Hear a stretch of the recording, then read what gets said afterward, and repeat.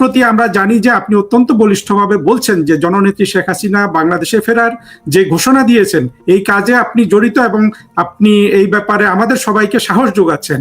এই ফোরামে কি আপনি সেই ব্যাপারে আপনাদের প্রস্তুতি বা আওয়ামী লীগের জন্য যারা মুখিয়ে আছেন, আওয়ামী লীগের যেসব কর্মী জননেত্রী শেখ হাসিনা বাংলাদেশে আসুক তাদের জন্য আপনার কথা শুনতে আসলে আমরা আগ্রহী আজকে? দেখুন, আমার ব্যক্তিগত কনসেপশন যেটা, আমার ধারণা যেটা, আওয়ামী লীগে বঙ্গবন্ধুর আদর্শ, বঙ্গবন্ধু আমাদের মেইন স্ট্রিম লিডার। আর যদি অর্গানাইজিং স্ট্রাকচারে বলেন তাহলে নেতা কিন্তু একজনই, শেখ হাসিনা। একজনই নেতা শেখ হাসিনা। আর আমরা যে যেখানে আছি সবরাই আমরা কর্মী, সমর্থক, শুভাকাঙ্ক্ষী, শুভানুধ্যায়ী। নেতা কিন্তু শেখ হাসিনা, আর কেউ নেতা না। হয়তো তার অর্গানাইজিং স্ট্রাকচারে কাজ করার জন্য তিনি একটা স্ট্রাকচারাল বডি করছেন, কেউ সাধারণ সম্পাদক, কেউ প্রেসিডিয়াম মেম্বার, কেউ joint secretary, that is different thing. আমি নিজে কিন্তু হারুন ভাই আওয়ামী লীগের অতি সাধারণ একজন সদস্য। একসময় পার্টির লিগাল অ্যাফেয়ার্স সেক্রেটারি ছিলাম, এখন আমি একেবারে সাধারণ একজন সদস্য। এই জন্য আমি মনে করি আমি একজন কর্মী। আর ভালোবাসার জায়গাটা হলো, শেখ হাসিনা কিন্তু কে কিভাবে নেবেন জানি না, কিন্তু আমার স্টাডি, আমি প্রায় 40 বছর আইন প্রফেশন এবং রাজনীতি বিশ্লেষণ করি, পর্যবেক্ষণ করি। শেখ হাসিনা নিজের যোগ্যতায় তার রাজনীতির পরিসর কিন্তু 58 বছর, 58 ইয়ার্স তিনি রাজনীতির সঙ্গে ইনভলভ। এর ভিতরে দীর্ঘদিন আওয়ামী লীগের president, prime minister, opposition leader, ছাত্র সংসদের নির্বাচিত ভিপি থেকে শুরু করে প্রতিকূলতা ফেস করা, 20 বার মৃত্যুর মুখোমুখি হওয়া, সর্বশেষ 2004 সালের 21 আগস্ট গ্রেনেড হামলার ভিতর থেকে আল্লাহ রব্বুল আলামিন তাকে বাঁচিয়ে রাখা, 2024-এর 5 আগস্ট নিশ্চিত মৃত্যুর মুখ থেকে আল্লাহ মনে হয় তাকে তার কুদরতি শক্তি দিয়ে বাঁচিয়ে রাখছেন। এই শেখ হাসিনা সম্পর্কে আমার কনসেপ্ট হলো যে তিনি একটা অভিজ্ঞ রাজনীতিক, তিনি দূরদৃষ্টি সম্পন্ন রাজনীতিক, তিনি সর্বোচ্চ পরিশ্রম করা রাজনীতিক, তিনি ইন্ডিয়ান সাবকন্টিনেন্টের সবচেয়ে বেশি সময় রাজনীতির সঙ্গে সম্পৃক্ত থাকা একজন রাজনীতিক। তিনি একজন ভিশনারি লিডার, তার একটা মিশন আছে যে কোথাও টার্গেট নিয়ে যাব। তার চেয়ে বেস্ট পেট্রিয়টিক লোক আপনি চ্যালেঞ্জ করেন, আমি প্রমাণ করতে চাই, তার চেয়ে বেস্ট পেট্রিয়টিক পাবেন না। আপনি একজন প্রফেশনাল ডিপ্লোম্যাট, বেস্ট ডিপ্লোমেসিতে শেখ হাসিনার ধারে কাছাকাছি তার চেয়ে বেস্ট ডিপ্লোমেসিতে পাবেন না। যে লোকটা এইভাবে একটা পড়ে যাওয়া বাংলাদেশ, প্রাকৃতিক দুর্যোগের সিম্বল, দুর্নীতির স্টিগমা লাগানো সেই দেশটাকে যে আজকে অন্ন, বস্ত্র, বাসস্থান, চিকিৎসা, শিক্ষায় যে ফান্ডামেন্টাল নিডসটা সেটা ফুলফিল করে প্রতিটি মানুষের নিডসকে পূরণ করছে। ধরেন আপনার এই টকশোতে দীর্ঘ সময় কথা বলা থাকে, আমি ছোট্ট করে বলি, 125টা কর্মসূচির মাধ্যমে তিনি সোশ্যাল সেফটি নেটওয়ার্ক বাস্তবায়ন করছেন। অর্থাৎ বিধবার ভাতা, প্রতিবন্ধীর ভাতা, স্বামী পরিত্যক্তর ভাতা, মুক্তিযোদ্ধার ভাতা, 125টি কর্মসূচির মাধ্যমে। যার বাড়ি নাই তাকে উনি নিজের টাকায় বাড়ি করে দিচ্ছেন, যার ভূমি নাই সরকারি ভূমি রেজিস্ট্রেশন করে দিচ্ছেন, যার মুক্তিযোদ্ধা তার ঠিকানা নাই তার জন্য নতুন কোনো ব্যবস্থা দরকার সেটা তিনি করে দিচ্ছেন। হেন কোনো জায়গা নাই যে জায়গায় শেখ হাসিনাকে পাওয়া যাবে না। তারপর দেখেন তারেক রহমান একদিন একটা ইন্টারভিউ দিয়ে মতিউর রহমান চৌধুরীর সঙ্গে আর একটা এনটিভিতে বলছিল যে একটা দেশে শুধু বাংলাদেশ না, পৃথিবীর কোনো দেশেই সম্ভব না যে একই সঙ্গে দোকানে, শপে, বাড়িতে, ইন্ডাস্ট্রিতে বিদ্যুৎ দেবেন। এটা সম্ভব না, এক জায়গায় সাপ্লাই দিতে আর এক জায়গায় বন্ধ করতে হবে। শেখ হাসিনা দেখাই দিলেন যে শতভাগ বিদ্যুতায়িত করা যায়। ইন্টারনেট ব্যবস্থা, তারেক রহমানের মা যখন ফ্রি ইন্টারনেটের অ্যাপ্রোচ ছিল তিনি নিলেন না, শেখ হাসিনা সেটা কিনে দেখালেন যে গ্রামের প্রত্যঞ্চল হয়ে কাজের মহিলা থেকে শুরু করে রিক্সাওয়ালার হাতে ইন্টারনেট। এখন একটা মোবাইল কিনতে গেলতে লাগতো 1,20,000 টাকা, ফোন করলে বিল, ফোন রিসিভ করলো বিল। শেখ হাসিনা সেটা দেখাই দিলেন যে 500 টাকায় মোবাইল চলে এবং বিলের অবস্থা এইরকম ভাবে। অর্থাৎ মানুষের ওই যে বললাম অন্ন, বস্ত্র, বাসস্থান, চিকিৎসা, শিক্ষা। তারপর দেখেন ইনফ্রাস্ট্রাকচারের কথা যদি বলেন, কেউ অতীতে কল্পনা করছে যে ঢাকা থেকে ট্রেন যাবে এবং মেরিন ড্রাইভওয়ে, কেউ ভেবেছে বাংলাদেশের মতো একটা দরিদ্র দেশ নিজের টাকায় পদ্মা সেতু হবে, মেট্রো রেল হবে, এলিভেটেড এক্সপ্রেস হবে, সিঙ্গাপুরের চাঙ্গি এয়ারপোর্টের মতো 3rd টার্মিনাল হবে? এটা শেখ হাসিনা করে দেখিয়েছেন। একজন মানুষ দরিদ্র নাই, চিকিৎসাহীন অবস্থা নাই, প্রতিটি ডিভিশনে একটি বিশ্ববিদ্যালয় করে দিয়েছেন, হসপিটাল করে দিয়েছেন। ফলে মানুষের যে ফান্ডামেন্টাল নিডসটা, এই নিডসটা স্টাডি করতে পারছিলেন শেখ হাসিনা। উনি মানুষের মনকে জরিপ করতে পেরেছিলেন। সে কারণে বাংলাদেশের মানুষ এখন চায়, যারা তার বিরোধিতা করেছে, ধরেন অ্যাডভোকেট মহাসিন রশিদ, বাংলাদেশের একজন প্রখ্যাত লয়ার, উনি মাঝে দেখলাম একটা প্রোগ্রাম এসে উনি বলতেছেন শেখ হাসিনার কাছে ক্ষমা চাই, দেশবাসীর কাছে ক্ষমা চাই, শুধু ক্ষমা চাই না, এভাবে বলতেছে ক্ষমা চাই আমি শেখ হাসিনার বিরোধিতা করে অন্যায় করছি। বিএফইউজ এর সাংবাদিকের প্রেসিডেন্ট আজিজ সাহেব তিনি বলছেন আমি ইউনূসের পক্ষে কথা বলেছি, শেখ হাসিনার বিরোধিতা করেছি, লিখেছি। আমার মনে হচ্ছে আমি একটা রামছাগল, শেখ হাসিনাই যথার্থ ছিল। অর্থাৎ শেখ হাসিনা যে পারফেক্ট স্টেটমেন্ট ছিল এটা তারা বুঝতে পেরেছে। ফলে যারা শেখ হাসিনার বিরোধিতা করছিলেন তারাও কিন্তু এখন চাচ্ছেন শেখ হাসিনা দেশে ফিরুক। আর শেখ হাসিনার শুভাকাঙ্ক্ষী যারা ধরেন আওয়ামী লীগ করে না, NAP, Communist Party, Workers Party, Jasad, Basad, বিভিন্ন দল করে না মুক্তিযুদ্ধের পক্ষে, তারাও কিন্তু সারাদিন শেখ হাসিনাকে গালিগালাজ করতো, আরে মুক্তিযুদ্ধের চেতনার কথা বলে উনি একা সবকিছু করে। তারা এখন বলতেছে যে আসলে মুক্তিযুদ্ধের চেতনাকে যদি সিকিউর করতে হয়, সেভ করতে হয়, প্রোটেক্ট করতে হয়, শেখ হাসিনার কোনো বিকল্প নাই। সে কারণে শেখ হাসিনার বাংলাদেশের প্রত্যাবর্তন তার জন্য না, দেশের জন্য অনিবার্য হচ্ছে। এবং যারা তার বিরোধিতা করছিলেন তারাও বলছেন শেখ হাসিনা দেশে আসুক, তাকে ছাড়া এই বাংলাদেশকে ধরে রাখা যাবে না।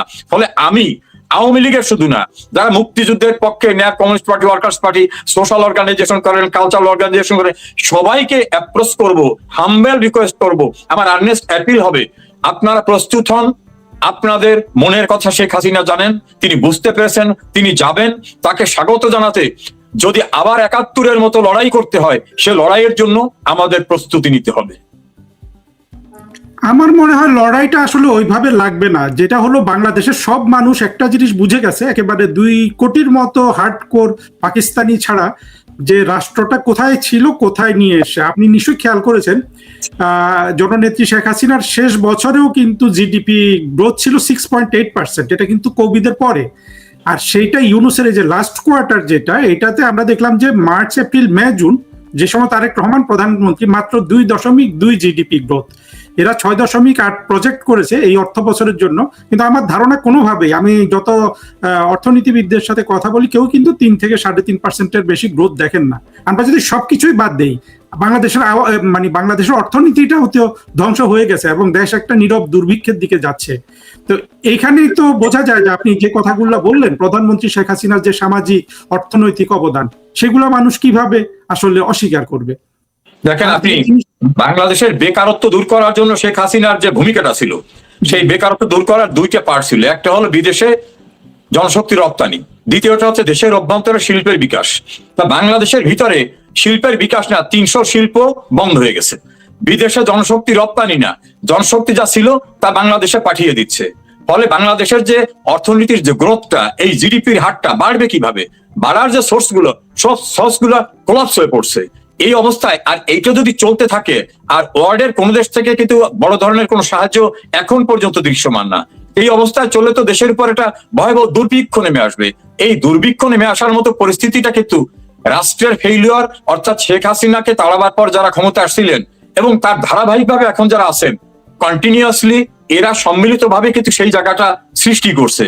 ফলে এই জায়গা থেকে রিকভার করতে গেলে এইরকম দূরদর্শী, দৃষ্টি সম্পন্ন বা পৃথিবীর সঙ্গে অ্যাপ্রোচ করে বাংলাদেশকে ডেভেলপ করার জন্য, রাষ্ট্রকে স্টেবল করার জন্য, ম্যান পাওয়ারকে ডিপ্লয় করার জন্য, ম্যান পাওয়ারকে এক্সপোর্ট করার জন্য ভিশনারি একজন লিডারের দরকার, যেটা শেখ হাসিনার বিকল্প বাংলাদেশে এখন পর্যন্ত কেউ দেখাতে পারতেছেন না, দেখাতে পারছে না। আর একটা হলো, এদের সাথে তো ইতিহাসটাও নাই, সভ্যতাটাও নাই। 2024-এর পর আমরা যেভাবে দেখছি জঙ্গিরা সারা বাংলাদেশ চষে বেড়াচ্ছে। আমি বারবার বলি, তারেক রহমান সাহেব যদি উনি সিনসিয়ার হন যে উনি বাংলাদেশে বিদেশি বিনিয়োগ আনবে, তার প্রথম পদক্ষেপই হবে এই যে জঙ্গি ফুয়াদ, শাহরিয়ার, এই যে বাংলাদেশ চষে বেড়াচ্ছে, ঢাকা শহর চষে বেড়াচ্ছে এই জঙ্গিগুলো, এবং তাদের ছত্রছায়া আরো বিভিন্ন রকম, প্রথমে তো এদের আটক করতে হবে, না হলে বিদেশিরা তো আর এমনি এমনি বিনিয়োগ করবে না। আরো তো অনেক পরিবর্তনের দরকার আছে, কিন্তু এইটা তারা কিভাবে পরিবর্তন করবে? এটা তো তারা তো একসাথে সহযোগী 2024-এ জঙ্গি উত্থানে।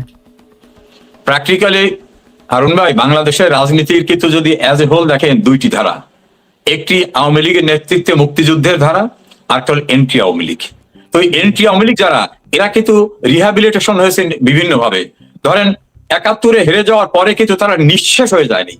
তারা যখন বঙ্গবন্ধুকে খুন করার পর যারা ক্ষমতা আসলো, মোস্তাক, সায়েম, জিয়া, তাদের আপনি চোখ বন্ধ করে মনের দৃষ্টিতে তাকাই দেখেন যে কিভাবে গোলাম আজমকে দেশে পাকিস্তানি পাসপোর্ট নিয়ে আসতে দেওয়া হলো, কিভাবে স্বীকৃত স্বাধীনতা বিরোধী শাহ আজিজকে প্রধানমন্ত্রী করা হলো, মশিউর রহমান জাদু মিয়াকে কিভাবে এস্টাবলিশ করা হলো, মাওলানা মান্নানকে কিভাবে এস্টাবলিশ করা হলো, এইভাবে ধারাবাহিকভাবে এরশাদের সময় দেখবেন একই ধারা, খালেদা জিয়ার সময় একই ধারা। অর্থাৎ আওয়ামী লীগ এন্ট্রি পলিটিক্সটার ভিতরে কিন্তু তারা মিক্সড হয়ে একটা চানাচুরের মতো হয়ে তারা দাঁড়াই গেছে। ওই মানুষগুলো কিন্তু বিচ্ছিন্ন না, ওরা হলো মুক্তিযুদ্ধের পক্ষে রাজনীতির প্রতিপক্ষ। ফলে তাদেরকে প্রধানমন্ত্রী তারেক রহমান বাদ দিতে পারবেন, এটা ভাবাটা বোধহয় সঠিক হবে না। না, তারা পারবে কিভাবে? পারলে তো তারেক রহমানকে তারা ফেলে দিবে যদি সেটা কোনো ধরনের অ্যাটেম্প্ট করে। আরেকটা জিনিস আপনি যেটা বললেন, এটার সাথে যে জিনিসটা আমি একটু যোগ করতে চাই, এই ধারাটাকে ঠেকানোর জন্য আওয়ামী লীগও যথেষ্ট কাজ করেছে, সেটাও কিন্তু আমাদের কাছে প্রতীয়মান হয় না।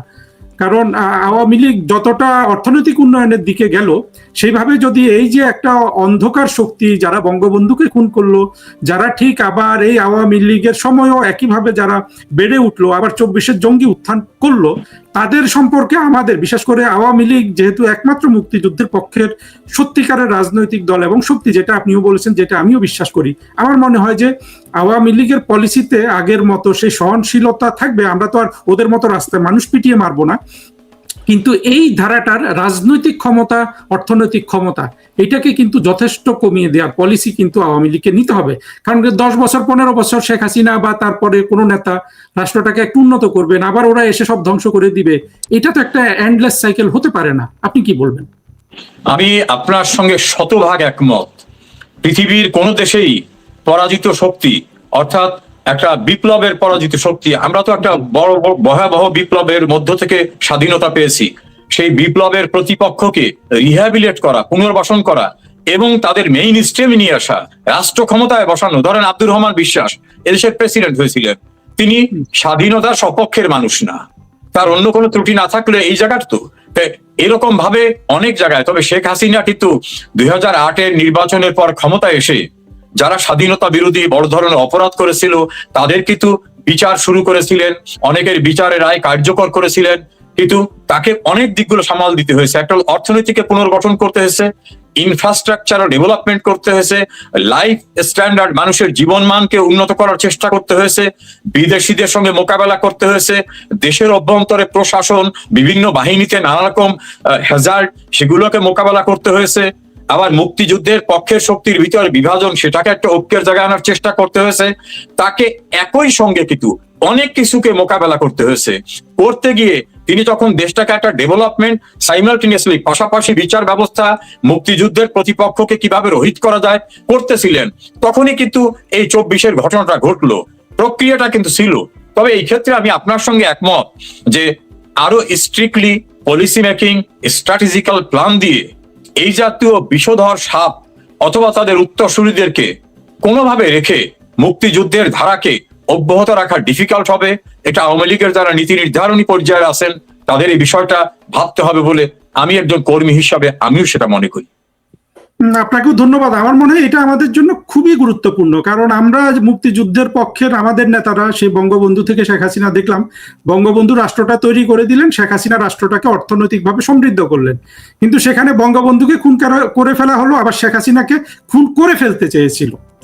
এই যে একটা মানুষ। এবং আরেকটা জিনিস আমি বারবার বলছি যে বাংলাদেশে দেখা গেছে যে যদি আমরা ধর্মীয় দৃষ্টিভঙ্গি থেকে দেখি, শেখ হাসিনা সবচেয়ে পরহেজগার মানুষ, উনি তাহাজ্জুদের নামাজ পড়েন, কিন্তু ওনাকে বলা হয় কাফের, ওনাকে বলা হয় মুশরিক, ওনাকে বলে হিন্দু দিল্লি দাসী। আবার প্রকৃতপক্ষে দেখা যাচ্ছে যে বদরুদ্দিন ওমর, এই যে দ্রিকের শহীদ, এইসব নাস্তিককে রক্ষাকারী, সলিমুল্লাহ খানের মতো নাস্তিক, ফরহাদ মজারের মতো নাস্তিককে রক্ষাকারী জামাতের কিন্তু কোনো সমস্যা হয় না, জামাতকে কেউ কিন্তু কাফের বলে না, কিছু বলে না। তো এই জায়গায় যে রাজনৈতিক চাতুর্য, সেই জায়গায় আমার মনে হয় আওয়ামী লীগের অনেক বেশি স্টাডি করার প্রয়োজন আছে, কারণ এত চাতুর্যের সাথে এটা তো আসলে রাজনৈতিক চাতুর্য, এখানে আমরা যেভাবে ভাবি তারা তো সেইভাবে ভাবে না। দেখুন, আওয়ামী লীগ একটা উদার রাজনৈতিক দল, লিবারেল। এই জন্য আওয়ামী লীগ দেখেন, পূর্ব পাকিস্তান আওয়ামী মুসলিম লীগ থেকে এই মুসলিম শব্দটা বাদ দিয়ে এটা সেকুলার স্ট্যাটাসে আওয়ামী লীগকে নিয়ে আসছেন।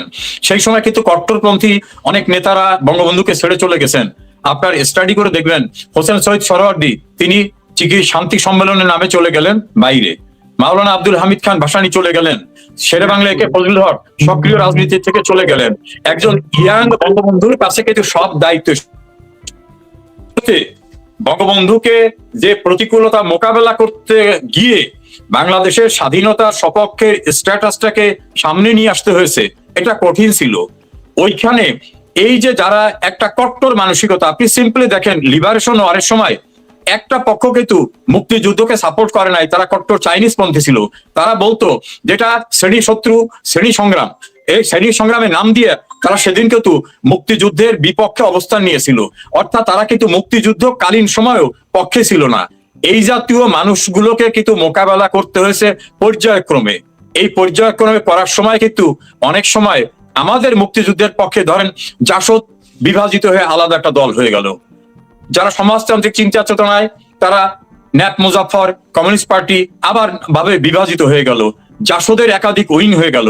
সব মিলে মুক্তিযুদ্ধের পক্ষের শক্তির বিভাজন হয়েছে, কিন্তু মূল জায়গাটা কিন্তু বিভাজন যারা বিপক্ষে ওদের কিন্তু বিভাজন হয় নাই, মুক্তিযুদ্ধের পক্ষের বিভাজন হয়েছে। এই এতগুলো চতুর্মুখী প্রতিকূলতাকে কিন্তু শেখ হাসিনাকে মোকাবেলা করতে হয়েছে। হয়তো ভবিষ্যতে আল্লাহ রহমত করলে স্ট্র্যাটেজিক্যাল প্ল্যান নিয়ে স্টাডি করে এই বিষয়গুলোকে আরো গভীরভাবে দেখতে হবে।